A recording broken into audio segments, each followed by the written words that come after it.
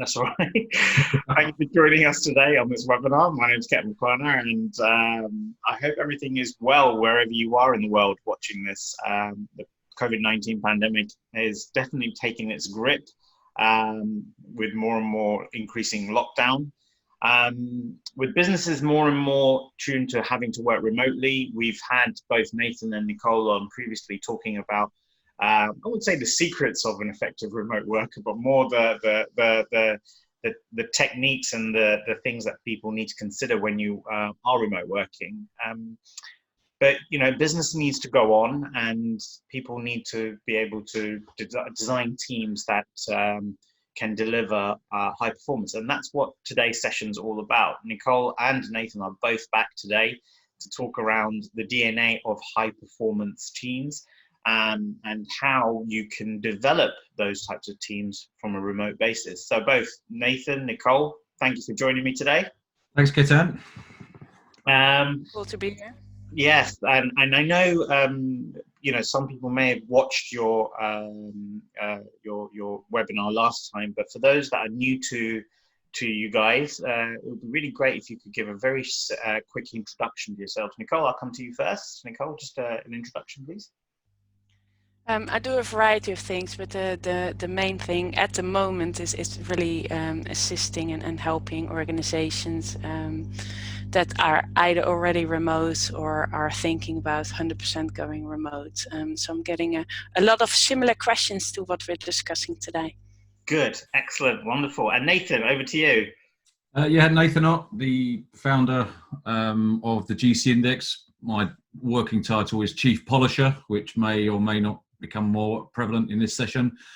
But the GC Index fundamentally helps organizations align the impact of their people to business outcomes and business objectives. And of course, teams is a huge part of that. So looking forward to speaking a bit more about that today. Wonderful. Thank you, Nathan. So guys that are watching this on the webinar, if you have any questions, feel free to put them into the Q&A function and I'll get those over to you guys. So essentially, as I've talked about, there is this growing trend now that we're going to have to work a lot more remotely. We need to keep productivity and performance running at the same time. But as a leader of a business, it's sometimes often quite challenging and difficult to understand how impactful the work is that people are doing. And if people are working from a remote basis, apart from having them on sessions like this, where you can visibly see them, where is their contribution going to be the most impactful? So together, this whole session is really dynamically around the DNA of impact, contribution, proclivity, understanding where natural energies lie, and actually being able to design teams that can go off and deliver high performance results. So I'm going to move over on one slide. I'm going to give this over the floor to Nathan. I'm going to get Nathan to talk you through a few slides. And what I'm going to do in between this is, Nathan, sorry, I'm going to disturb you and either come in with a couple of questions or maybe get Nicole to add some commentary, if that's okay. All right? Yeah, no problem at all. Well, you know me, Ketan, I'm not a slave to structure. So just jump in as you see fit. This slide really is quite simple. It explains what the GC Index is all about. Now, the GC Index is a language and a framework for impact. So, we take the view that people feel potent, when they are making an impact that they're good at, but more importantly, it's valued by their organisation, by their team members. So that's what we talk about. Historically, if you've got a business or you're making people decisions, you would have made people decisions, recruitment, putting teams together, whatever it might be, based on, some traditional metrics. Expertise, have these people got the skills to do what I need them to do? Have they got the experience? And do they fit in? Have they got the right personality? All very valid, and there are a bunch of tools and ways of measuring that. What the GC Index adds on top of that is this notion of impact. So, and we'll take the view that, people can't feel genuinely included unless the impact they're making is valued. And so that's very much what we're going to talk about. Okay. So you're in control of the slides, Ketan. Very quickly, some of you on this already know what the GC index is. It's what's termed as an organometric. So some of you have been used to psychometrics, but the GC index is an organometric. It's an organization metric, measures the impact that people bring to business objectives, to team goals, team objectives. We could talk about proclivities, 5 core proclivities within the GC index. I'm not going to go into too much detail.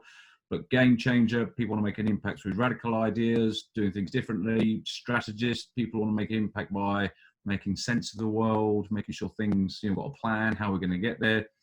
You've got people that we call below the line that want to make an impact by getting things done, just get things done, achievement, they're implementers. You've got people that we call polishers, that, if we're going to do something, we're going to do it properly. If the job's worth doing, we're going to do it properly. And so they're very obsessive about getting things done. And then you've got the role, the proclivity, the playmaker, which is not dominating through ideas or tasks, but through people. Not about being socially skilled or emotionally intelligent, or politically correct. This is, they're learned behaviors. Playmakers genuinely believe that if you get the relationships right, everything else will follow. Now, that's a simplistic view. If people are ahead of me already, you can start to see then when this rolls up to a team level, which we'll talk about. But of course, we're not one or the other. We've all got different energies, different proclivities. And so often we're varying combinations of all of these. So it's about aligning the right energy, the right proclivity in the team to get what needs to be done. Yeah, just on this, Nathan, I think people could be forgiven when they go through psychometrics and other type of profiling or assessment tools that they're kind of almost put into one box or one element of this. Whilst something like the GC index will provide scores, and different scores in each of these proclivities, it is a much more fluid concept, right? You're never ever tied into one area of the whole GC index profile, correct? Exactly. So we're humans. We adapt. We're in a number of ways, but we do have natural proclivities, natural energies for doing certain things. And as you'll see in the GC index, everyone gets a score out of 10 on all of these, right? So 10 to the power of 5 for the mathematicians out there means you've got 100,000 different permutations, which should be enough to talk about the diversity within humans. It's not a measure of competence. I think if you look at this almost like you talk about high-performing teams, I talk all about sports teams. I've seen some of the people that are on at the moment, in the world of sport. Just if I'm a striker in a team, my natural proclivity is I want to impact the team by scoring goals. That's what I want to do. I want to be the best at that, and I want to be valued for that. Now, if I have to play in defence, I will. I could be great at it, but it's not really where I want to be. But if I have to play there for the team, then I need to find anchors to play there, and that's what the GC index is about. As you would have seen, GC index is used in over 800 plus organisations, big, small, it doesn't matter, public sector, private sector. Just flick through some of the people like to see some of the industry talk credibility. So you'd have seen the partnership in the press with the Recruitment Employment Confederation, taking out to their 3,500 recruitment members, how to become, bring impact into the recruitment process, make people feel valued. We've got the HR Director magazine, the leading magazine for HRDs, profiling senior HRDs and chief people officers around, how to get impact into the vernacular of business culture, into connecting HR to the business. You've got Dialogue Review, which is a global leadership magazine backed by Duke Corporate Education, using it for how to become more impactful leaders, inclusive leaders, that type of stuff. And of course, my favourite, not my favourite, but it's the Gartner contacted us, and apparently we're cool. If you just flick on Ketan, just one more animation. Yeah, I've never been cool in my life, but Gartner think that we're quite cool as well. So that's quite nice. So we know it works, I think is the point for showing this. People like to see a level of validity and credibility. So that's the only reason for showing it. And this is really the model. I think a lot of organisations run around saying, "Oh, we've got to be innovative. We've got to change. You've got to change." And saying that to individuals is not very helpful. If you can show people how they contribute to innovation, how they contribute to change, it's much easier. I'll take my sporting analogy again. You know, if you've got a kids football team and you want to build a winning culture, and you tell those kids your only metric for success is scoring goals, then those kids are going to all want to score goals, feel rubbish if they don't score goals. Yeah, okay. And it's not really going to, they don't understand how they contribute to winning. If you show them that you win this way by defending, by creating play, by being a goalkeeper, whatever, much easier. Same with this. There might be individuals that bring out radical new ideas. Great, that's wonderful. But if they don't make any sense, they're pretty pointless. And you might have a lovely idea, yeah, for a new business idea or whatever it might be, but if you don't get on do anything with it, it just remains an idea. You make it the best it can be, and obviously we all need to work together. So every business needs these energies all the time in different degrees to maintain and be successful. And each team needs all of these at different times, but they need all of them to be successful.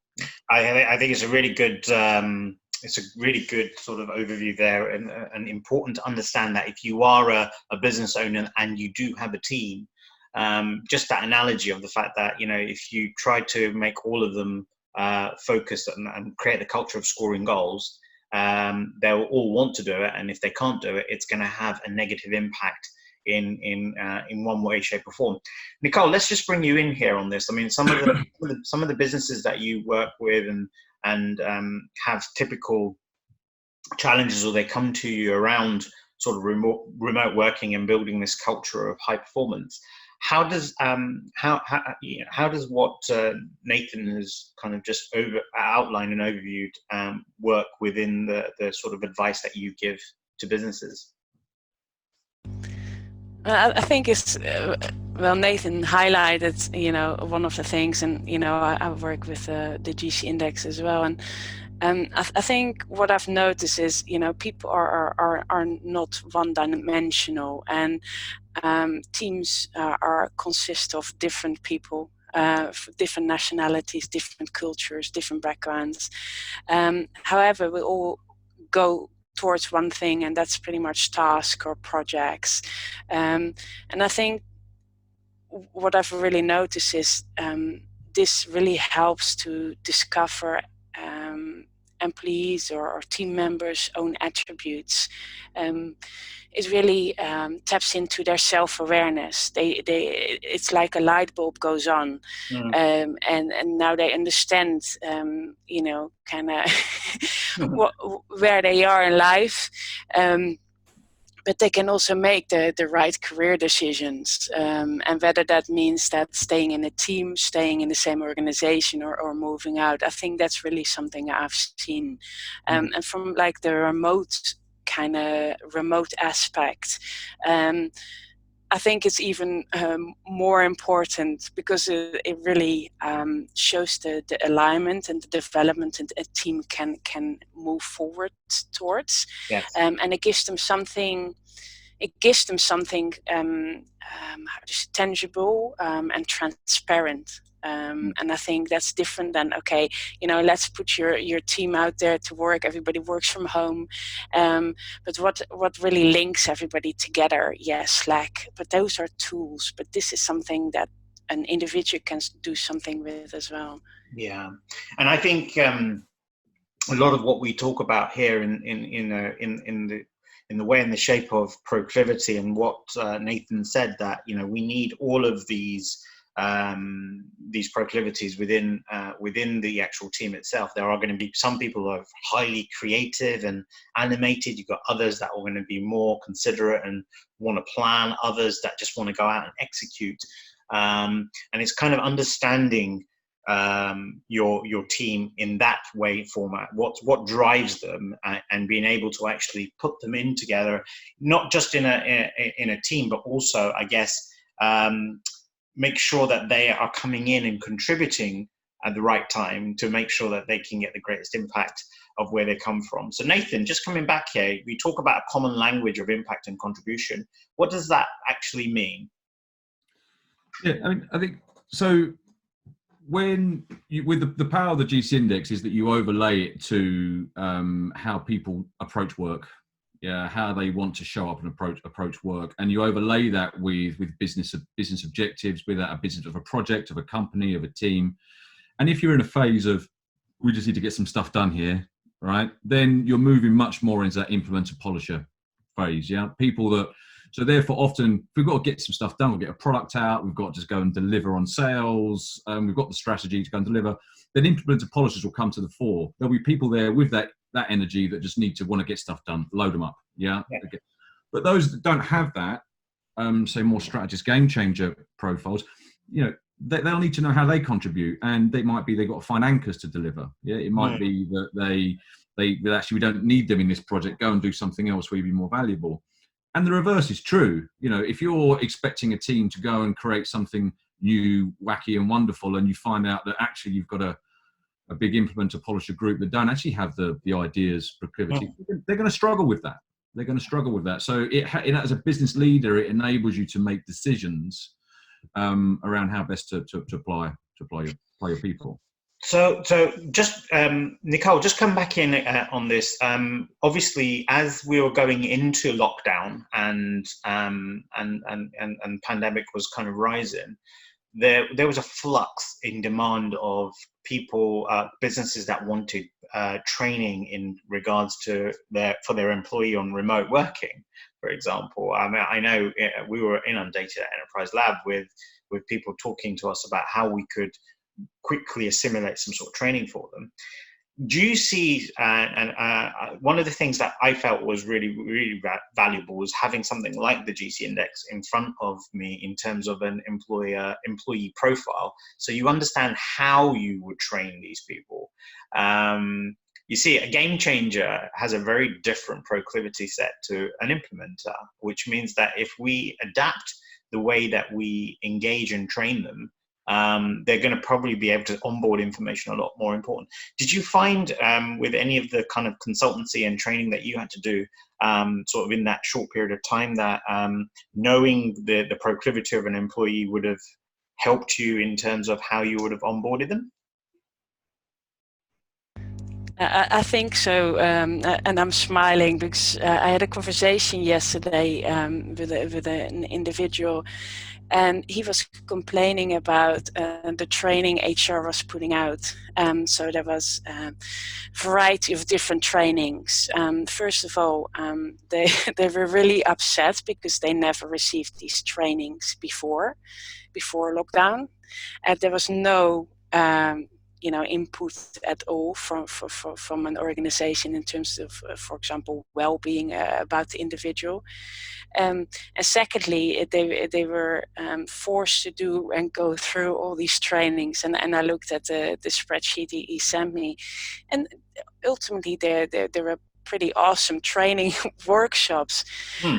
But they were forced, all of them, to go through it, and I think that's a big major, mistake. Some were asked to stand in their garden or on the balcony on one leg and take a picture of them all. These types of things, and it's great if you're maybe very creative and you're very looking for that, but for another person it might be really quite daunting, and it's not something one may want to share.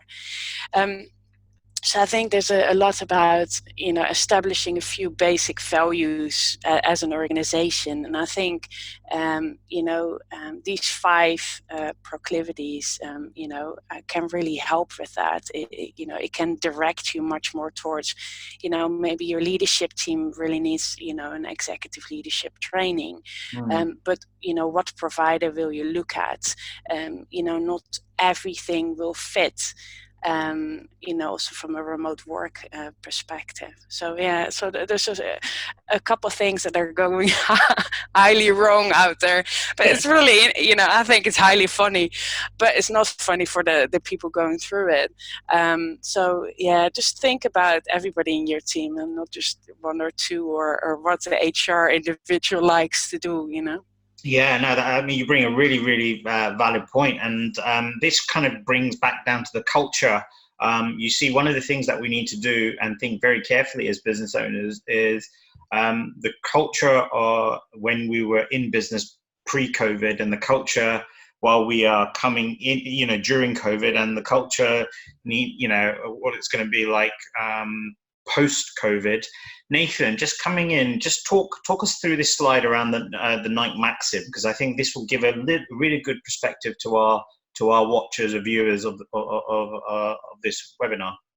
Yeah, I mean, so you and Nicole, just to go back a couple of points, you made it on a good point. I mean, Nicole makes a great point. I mean, there's wonderful training out there, and we've all been on away days and had some good times, you know, whether we've, you know, stood on one leg outside or we've built, you know, together team bonding sessions, building structures out of spaghetti and marshmallows or whatever it might be. And they're fun. Yeah, and they are fun. But the challenge is that when you leave that session, you might have a couple of drinks and beers and know someone a bit better. But then when you go back to the workplace, it just gets forgotten, and there's nothing tangible really that you can take through with you. And that's where the GC Index comes in, because it's about approach to work. So yes, you have your fun session, we can make them fun, but we start implementing that language and framework into approach to work, so it becomes more meaningful. This is Nike Maxim. They've had this maxim for years, you know, about 15 years, I think. And it's in their nature to innovate. So the words is, you know, think something nobody else thinks, build something nobody else builds, improve something that already exists, envision possibilities, accelerate them through new relationships. They're not our words, they're Nike words. But, you know, again, it goes back to my point. If you're trying to build a culture where everyone's got to be innovative, and the only metric of being innovative is having new ideas, and often you have to go and do that on a Tuesday afternoon at 3 o'clock and be innovative, it's not very helpful. But if you show somebody how they contribute to the process of innovation and how their contribution is valued, much easier. Yeah, much easier. And that's really what we're showing here. And that's the difference when we talk about a language and a framework. It shows how people can make that contribution. Yeah. And just coming to this kind of perspective, I think, as I said, there is a particular culture, no matter how large or small your organization is, pre-COVID-19. There's a lot of big, large companies that I'm working with, for example, who are going through their business continuation planning at the moment. And again, just the severity of their mindset and the way that they're thinking, their panic, because they weren't ready for something like COVID. This type of pandemic is, I put it down to something like which is almost like a recession, and we have to change the culture of our business to meet the environment and the climate that we're going through. How important do you see that, or the value of something like the GC Index enabling you to adapt your culture in the business, even if it is temporarily? Yeah. For the coming period, because the way we do business right now is very different to the way we were doing it maybe 6 weeks ago, and the way we're going to do our business in 6 months' time is going to be very different to the way we're doing it now. Yeah. So where do you see this kind of fitting in? I don't know if there's another slide. Next slide, Keto, might help. No, it's actually, keep going on. Yeah. Sorry. Yeah. Obviously, for anyone that's watching, these are what the index looks like, some of the team views and the organizational views. Yeah, this one. Keep this one. Yeah, we can come back to that in a minute. But so you're absolutely right. So what we're seeing now is organizations, his last couple of weeks have been in survival mode. Individuals have been in survival mode. I mentioned this before, and some companies are already coming out of it very quickly. So some companies are already coming out of into the new normal. Some are a bit faster, slower than others. Yeah, and actually, when we talk about the GC Index, it's any business process. It's aligning people to any business situation, any business process. So if we're in survival mode and we've got to do things differently, we've got to cost optimize, whatever it might be, how do you align our people to that? Now we're moving to the new normal, yeah, and we've got to make our people productive, feel valued and productive. How do we do that? And the GC Index helps with that language. You mentioned some people would have been used to other tools like personality tools, which are very valuable. And Nicole mentioned some of those. You in the sense that you can have that conversation. Oh, you're extroverted, I'm introverted. That's why we have this relationship together. That type of stuff. I mean, that's a very high level overview of it, of course. But that's kind of where it ends. But if you look at where the GC Index starts, we can do the personal impact stuff. That we're doing the team stuff now. Understanding, whether that's remote working, distributed working, mindset, mindfulness of our team,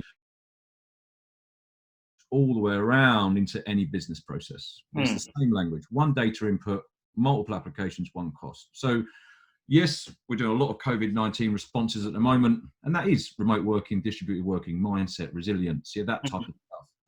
But it's soon now moving into organizational structures, new organizational structures, putting the right teams in the right places for new projects, for new sales teams, whatever it might be.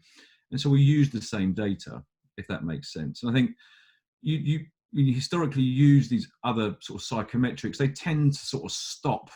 I mean, you can get to sort of inclusive leadership, it's a bit more complex, but when you start really getting to aligning people to business processes, which is what Nicole's talking about, very difficult to do with traditional personality psychometric tools. And I think that's where the GC Index is showing that, yep, you can use it for survival right now, whether you're a 1-person, 2-person organization or a 100,000 person organization. But it also serves as a platform for your people as you move into the new normal, all digital, one language, and you can use it remotely because you're all talking the same language digitally, remotely around impact. Exactly. And I want to bring Nicole in as a practitioner in this environment of how you help transition companies, from their sort of people, their team, their contributions. How does this slide that we have up right now, how does this kind of, what's your kind of take on this? I mean, it's not just about the current level of training that we can offer to existing staff, but it's also how you will onboard people in the future, I guess, right? So, what's your kind of take on the impact that the GC Index brings in this kind of impact? Is it an impactometer, right? Is that what you call it? It's been termed an impactometer, which I quite like. Impactometer, that's it, right. Yeah. I think, it helps. You can start going 30, 40 kilometers an hour, but then if you really want to start moving your business at 120 miles an hour, we can help do that too, So I just want to bring in Nicole's kind of perspective on this. I love it personally. I love it. But Nicole, what do you see from here, and what are the things that you would advise business owners and business leaders to look at when they see something like this? Well, I think it's really about creating synergy from now on. So you've been in a pretty strange environment. I see it almost as crisis mode. And now, okay, what are we going to do next? So you need to create synergy and you need to transform, because there's no other way to move forward. And I think this lovely impactometer actually helps, because it divides up each part of your organization, because that's how I kind of how I see it. And each part, in the future will be highlighted and needs to be focused on it. So if you look at inclusive leadership, to be honest, now with remote work, you can't work any other way. You have to work on inclusive and value focused leadership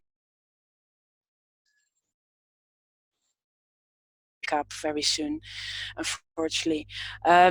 You also have to look at the cultural change. So you're starting to remote work, which means that yes, you may have employees now only in the UK, but what you do with remote work is you open up the world. So how is this gonna be helpful? And then we can draw in like the GC Index in terms of putting the whole teams together from across the globe. So you can actually see, it's really horrible to say this, but the world is your oyster, and this is kind of part of building that oyster. So I take a little bit of a different view in terms of you have what you have now, and that's awesome, but you can make so much and build so much more and better, including everybody, so again, also the diversity and inclusion side of people. I love that. Now, Nathan, I'm going to bring back to this slide here for you to just really kind of give people a little bit. It is a bit of a busy slide, so I do apologise for that. But looking at it, it's normally a build. Obviously, we've gone through it, but that's okay. I think so. Look, so on the left hand side here, that actually is Simon Etherington, our chief strategist and implementer. So you can look at that, and Simon's favourite saying is, "I love it when a plan comes together." That's a very strategist implementer thing to say. Needs a plan. Things have to make sense. He's great at putting stuff together, but we've got to make sure we get things done and achieve stuff. And that's his. He's open to ideas, which you can see from the Game Changer bit. Not excessively, but he's open to new ideas. But any new idea, before he does anything with it, has to make sense. If it doesn't make sense, he really struggles. And that's an example of what a profile looks like. Teams, what we're talking about now. I mean, even our audience with the very basic sort of overview of the G6 I've given, they're probably already making assumptions about what this team would be energized for. Big game changer implementer dominance there, creative ideas, making things tangible. So they're very, but whatever ideas they've got and they're making stuff, does it make any sense? Will people buy it? Will people buy it? Yeah, does the market need it? Whatever it might be.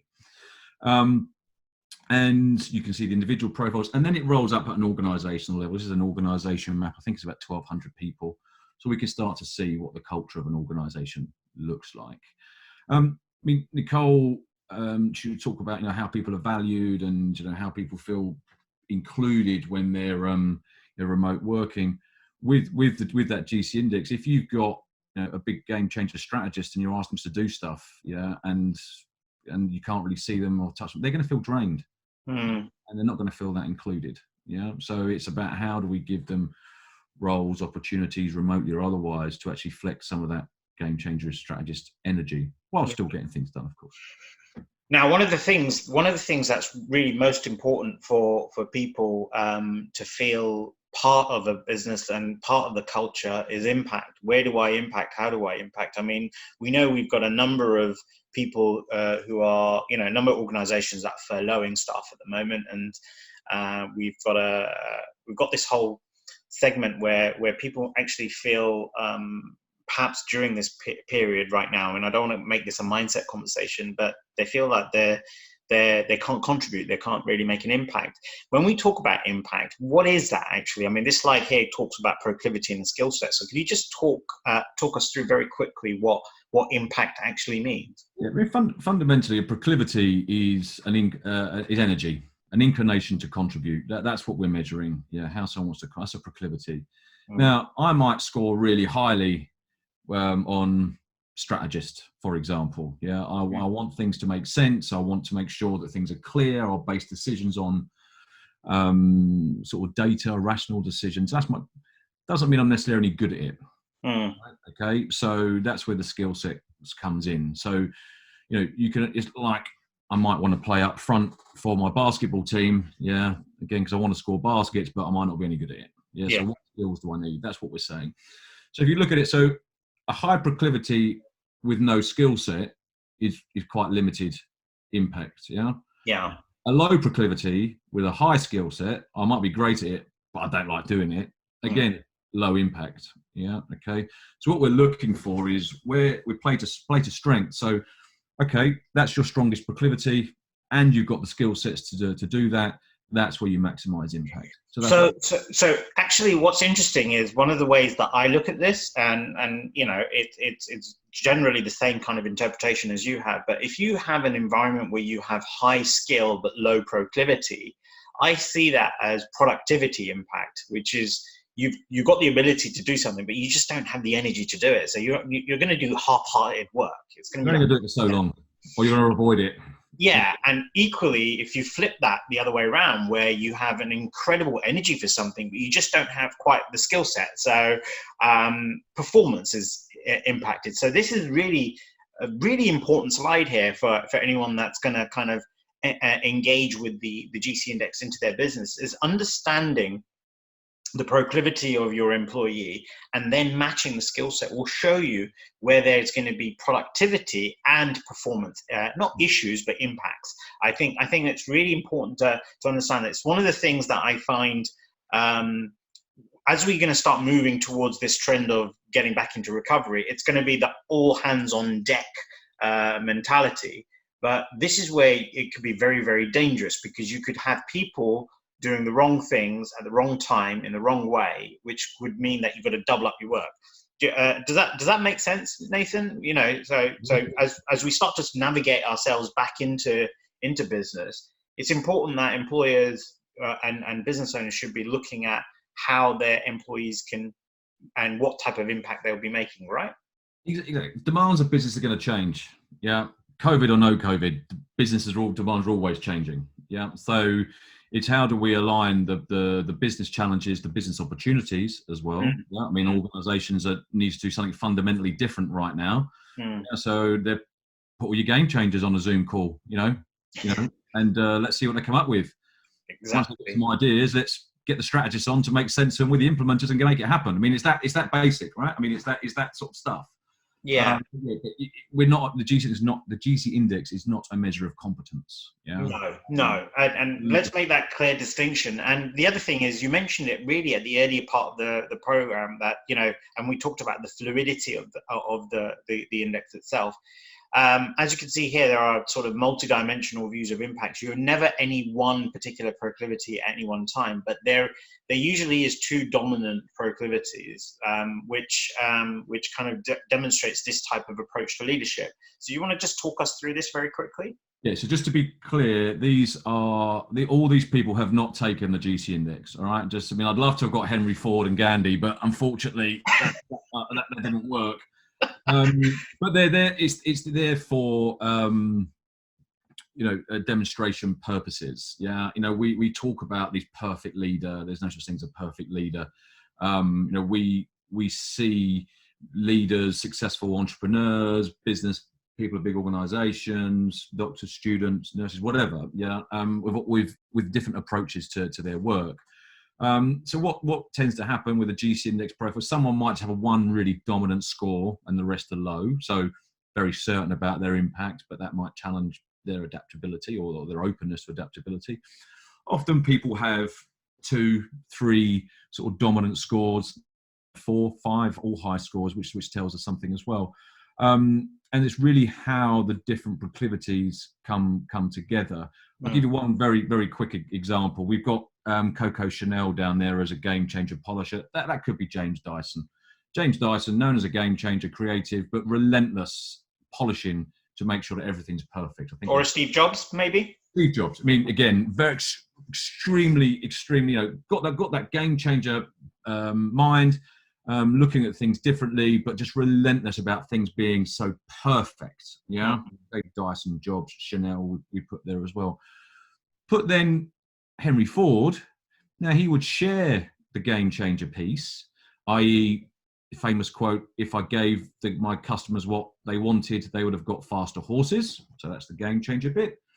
But very different in his approach to delivery. It was get things out as quickly as possible. You know, just get it out. You know, I think the famous quote was, you know, they can have any color they want so long as it's black, right? I mean, so that's the difference there, just very quickly, between a game changer polisher, game changer implementer. And people will start to see how, you know, we are adaptable, we do flex in different areas. But yeah, does that help? Is that absolutely, absolutely. And so obviously, as we kind of run through this right now, this is a typical example of what profiles can look at or look like, should I say. I think, Nathan, we don't really need you to kind of go through and talk these profiles at this moment, but it's something that I want any of you watching out there that's thinking, oh, what kind of profile could I be? We do have an opportunity for you to be able to take the test yourself, but it's something that which you need to understand that each personality and each profile is going to be different. And it's what you're looking to do here is try to create a culmination of different profiles put together to determine a different output or a specific output. So if you're a sales team, or if you're a marketing team, or if you're an operations team, each of these would have their kind of ideal sort of team snapshot. And what you then want to be able to do is assimilate different proclivities or profiles, should I say, to be put together. So before we go, I hadn't seen those two, Ket. Just go back one. Sorry, I hadn't seen those. I mean, just for a small business owner person, for example, if you're on the right of the profile, if your profile right with that 9 game changer, 9 polisher, and you're a small business owner looking to grow and looking to scale, get yourself someone on the left-hand side that you trust. Bro, this is exactly. Yeah, you see what I mean? And that's how it works. Or if you're a business leader on the left and you need to do something radically different because your business has gone completely, upturned because of COVID, find someone on the right-hand side that you trust. It's that simple. Yeah. It's actually interesting. Very quickly, and I'm going to bring you in on this, Nicole, as well, before we kind of move on. Is the typical profile of an entrepreneur or a early stage business owner is high game changer. They tend to have quite high polisher. They tend to be very low in the implementer. They tend to be slightly lower in the strategist, and they tend to have a very low playmaker as well. Now, just for anyone watching this, what I've actually gone around the profile kind of anti-clockwise. So I started from the sort of green into the yellow, into the red, into the blue, and then into the purple itself. And usually what that demonstrates is people that have this drive and passion to want to change the world and create, have great ideas. They want to improve things. That's where their polisher comes from, but they don't really have the inclination to take action, and they don't really have the strategic ability to be able to make processes happen. So the right-hand side profile is very much more kind of driven to what an entrepreneur will look like. And usually that's what tends to be the proclivity of where we are today. We have great ideas, we want to improve things, but we just don't have that kind of capacity. Whereas the left-hand profile is more about continuity. It's more about consistency. These are people that don't really like getting out of their comfort zones per se, but with the right instruction, with the right sense, will be able to go off and undertake things. So you can see here very quickly what's actually happened here is by bringing two profiles together, you can create, I wouldn't say a balance or an equilibrium, but you bring enough proclivity and energy in the right areas with the right skill sets to be able to solve problems. So very quickly, because I'm conscious that we've only got about 10 minutes left on this call. Nicole, what kind of advice would you have for perhaps a business owner that maybe shows two or three of these types of profiles right now? What kind of things should they also be additionally looking for to add into this, or looking for as terms of impact and proclivity from other people within their teams? I think, first of all, I think it's both are a lovely picture in terms of how to empower people to innovate. So, we've gone from surviving and we're now looking at thriving. It's an interesting one because I think playmakers are very, very important, and those are the purple, the middle ones. Mm-hmm. And I think those are people at the moment that will really help your business move forward. So they will be using their and correct me if I'm wrong, Nathan, they will be using their old contacts, but they're awesome at creating new relationships, and relationships that already fit into your new business that you might not already be seeing. So from this aspect, I will be definitely looking at the playmaker as a crucial part of, for example, your small business. But don't forget, you're not just one or the other. You're a mix of both. So you don't have to hire 5 people with exactly each little bubble. You can look at people that have the kind of the proclivities that merge nicely with your team. And I love what you said there about the whole playmaker coming in, acting as a glue, bringing things together. I mean, part and parcel of the role of a playmaker is, by and large, to coordinate, facilitate, and bring things together, as opposed to lead. It's not about leadership. It's really around that kind of connectivity piece. But the next thing that I want you to talk about, Nathan, very quickly is this, because this is kind of something that we could see coming in, especially right now with.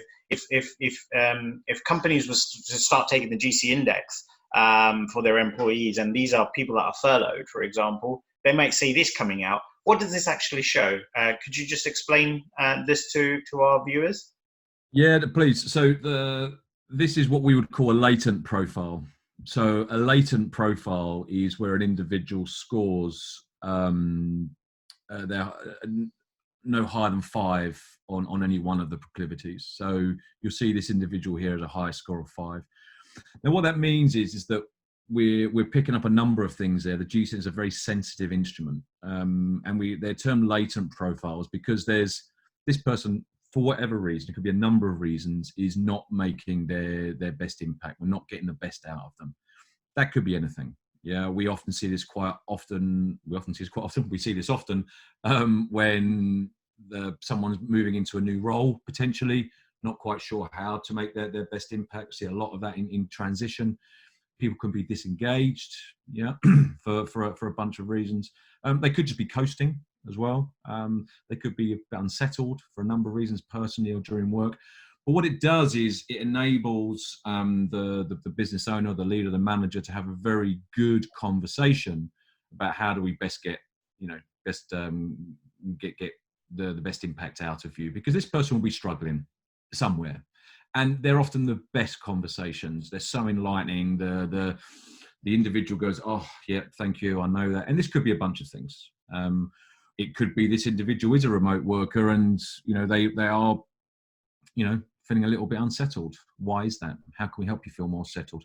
And then some would take it 6 months, 12 months again, and you'd start to see their genuine sort of shape come about. The GSIN is relatively stable. The GSIN is very stable. Unfortunately, human beings are not. So therefore, we do see changes. But these latent profiles are particularly important at the moment for organisations to keep their people engaged and have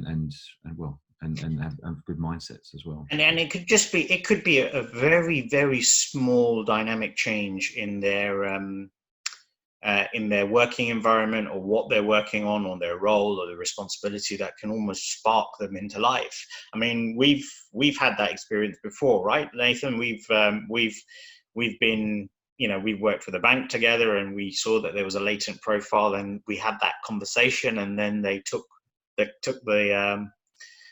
profile again, and it was a contrast of result based on the perspective that they had based on the conversation. So yeah, I think particularly if it was burnt out, they were a big game changer strategist in an implementation role, and yeah, they just burnt out.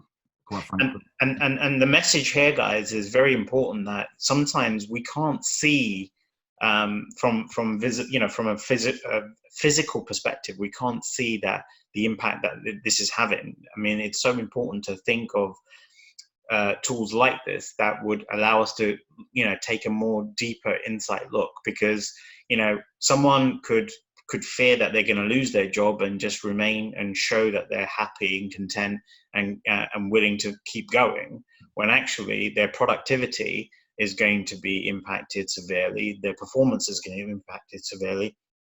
And having that conversation is one of the most important things. We've talked about this from a marketing perspective outside, from the business looking outside to its customers to keep conversations flowing. I think equally it's important that as a business owner and a leader, you're having continual conversations of this nature with your employees as well. I mean, even at Enterprise Lab, we have a few of our staff that we've had to furlough, but that doesn't mean that we just don't speak to them. I have them connected with me every week for a weekly call, just to make sure that everything's okay with them, because it's that small conversation that will make a big, big difference. And it will also help you steer where and how you bring them back into your work as you move forward. So I think, I don't want to labor on it too much, but I think it's really an important point as we go through. So we're going to speed into a few of these areas here. Obviously, for anyone looking at this right now, what we're looking at is a multitude of profiles from a number of employees. There are about 12 employees in this team, and it's 15 there, Ketan. Sorry, 15. My maths is really bad. Yeah, sorry, I couldn't see those back three. Sorry, it's 15. I was just testing to see if the polisher was still active in this call. But essentially, there are different. What you can have is you can create a culmination of different teams teams based on all these different profiles that you have. Essentially what happens is you will then come up with results like this. So what I'm going to get Nathan, you to do very quickly, just a minute or two, is to just talk through both of these kind of team snapshots. So what are people seeing right now when they look at this? I mean, one thing we always start with this is which team's more successful, Team A or Team B? Ask yourself. And we get lovely answers. You know, Team A is more successful, got more game changing, or Team B is more successful, they get things done. And the reality is they're both extraordinarily successful, in what they do. Team A is a tech startup that was just about to go and get some funding. And the first thing that the investor asked for was that 7% on strategist was, where are you going to spend my money? Yeah, how are you going to scale this business? We love your product, we love what you do, but what's your plan? They didn't have one. So that's where they could bring in people then to show them how they can scale the business more on the left-hand side. On the right-hand side, a couple of $1 billion construction company, basically. Fantastic at what they delivered, great, low margin business, but just they could see 3 years out of revenue, no problem. But given that game changer score, ask themselves the question, do we need to differentiate ourselves from the competition? Do we need to do things differently? Like they said, 3 years we can see, but after that, we know our market's changing. This was pre-COVID, it's definitely changed now.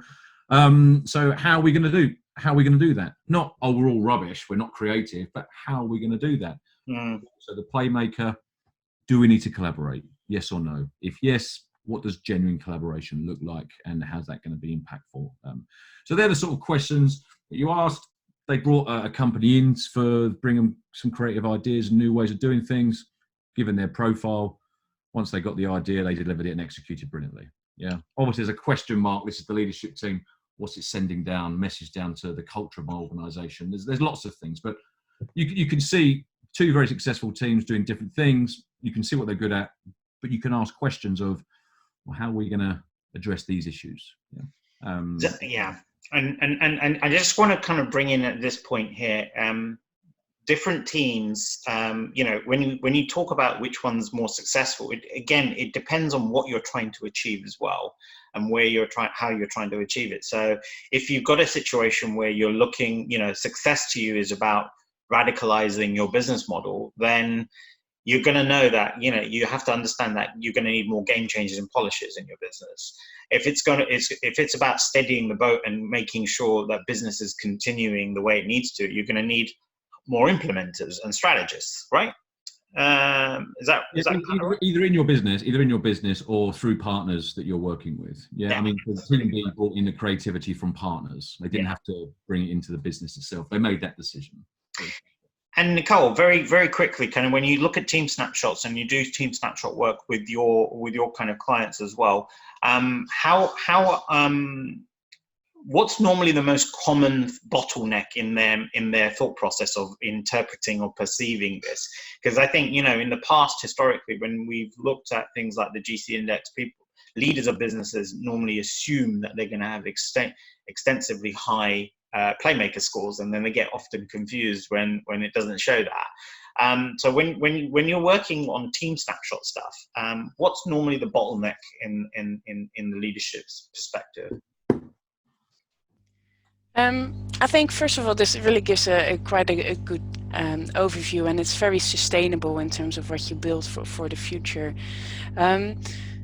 I think it's really interesting because, as many know, I think a little bit differently, and I see a lot of challenges with both profiles, and when I look at the team leader, and a lot is to do with the clone mentality. Do we hire the same people, or do we need the same skill sets, and ultimately that gives you a certain team picture. So I think there's a broader question as well as, are we hiring the right individuals into our teams to create that high performing team?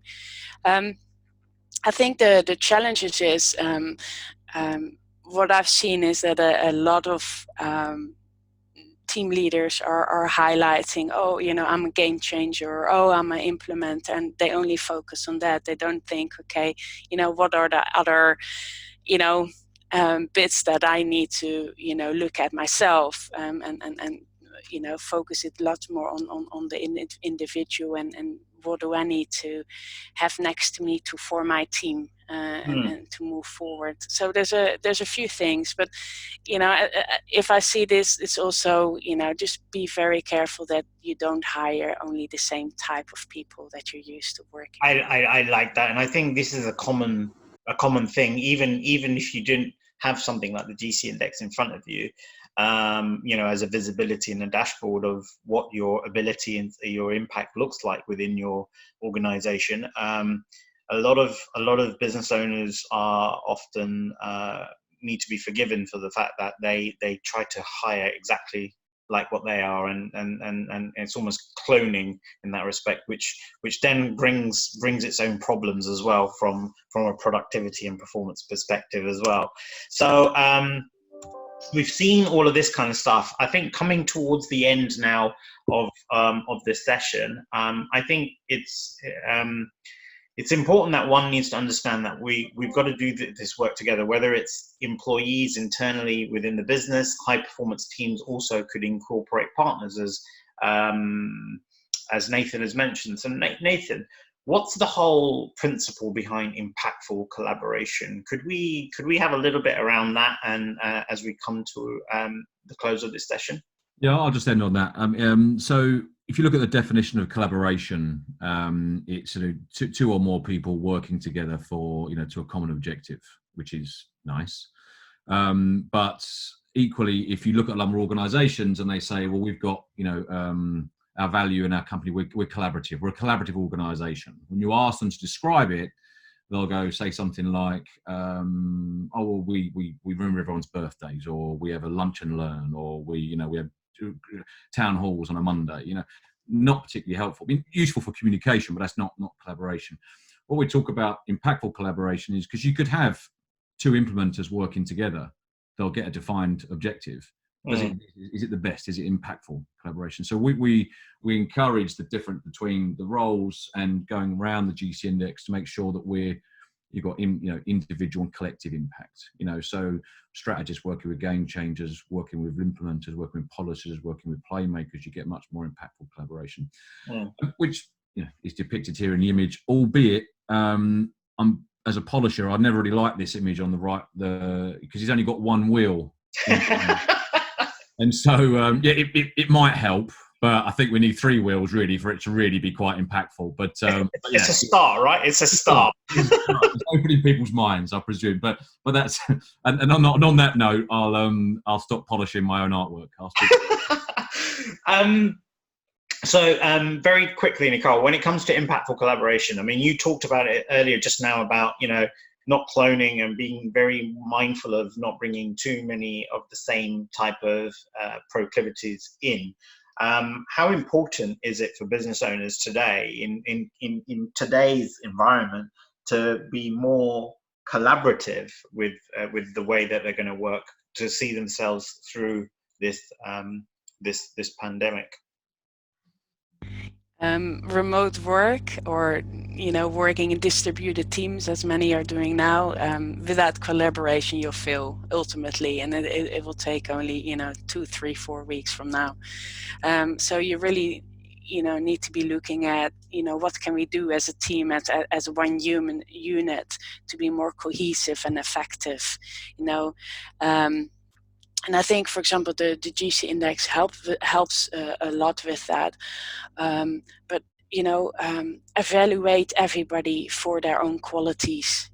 So if somebody may have been stronger at a certain project previously when you saw them face to face in the office, and they're now not delivering, check out, is that still where they are, where they should be at, or are there other projects that may fit better with them at the moment? And you start seeing certain people change in terms of what they deliver.